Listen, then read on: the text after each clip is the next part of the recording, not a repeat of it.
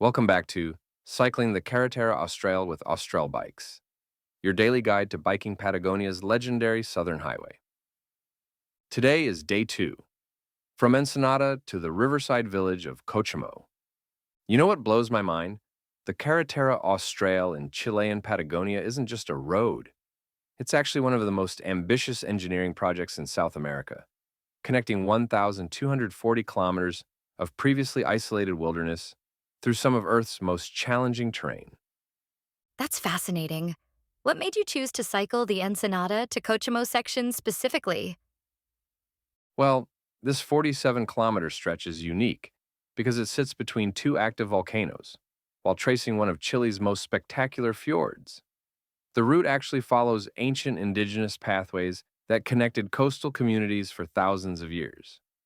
Hmm. So you're literally cycling through history. What's the terrain like?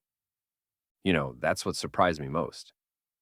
Despite being in the shadow of Osorno and Calbuco volcanoes, the V69 road is remarkably gentle.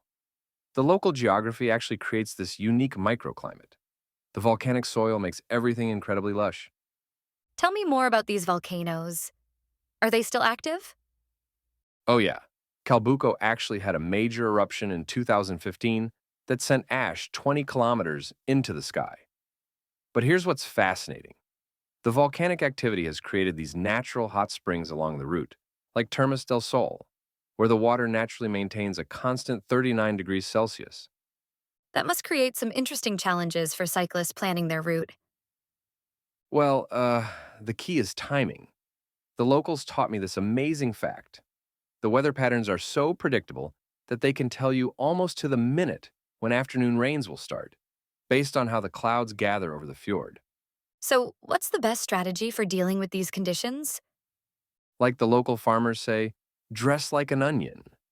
Layers are crucial. But here's something most guidebooks won't tell you. The humidity from the fjord actually makes it feel about 5 degrees warmer than what any weather app shows. That's such valuable insight for anyone planning this route. What about the famous Cochamo Valley?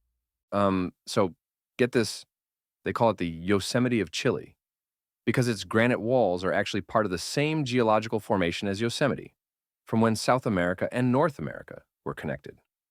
The valley sees only about 10,000 visitors annually, compared to Yosemite's 4 million. Those numbers really put the remoteness into perspective. And you know what's even more incredible? The valley is home to some of the oldest alerce trees in the world. We're talking living things that were already ancient when the Romans built the Colosseum. How do the local communities interact with such a unique environment? That's actually one of the most fascinating aspects. About 60% of local families still practice traditional agriculture methods that their great grandparents used. They've adapted to living between the volcanoes and the fjord in ways that modern technology just can't improve upon. It sounds like this route offers so much more than just beautiful scenery. Exactly. And here's a mind blowing statistic. Studies show that cyclists on the Carretera Austral typically interact with local communities 3 times more often than those traveling by car. It's like the perfect speed for human connection. What would you say was your biggest takeaway from this experience? It's interesting. While only about 2,000 cyclists complete this route annually, they contribute more to the local economy than the 15,000 who drive through. It's really changing how people think about sustainable tourism in Patagonia. That's exactly the kind of impact that makes slow travel so valuable.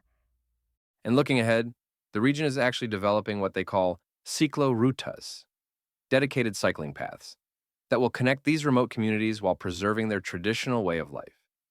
It's like watching the future of sustainable travel being born. What a perfect example of how adventure travel can positively impact both visitors and local communities.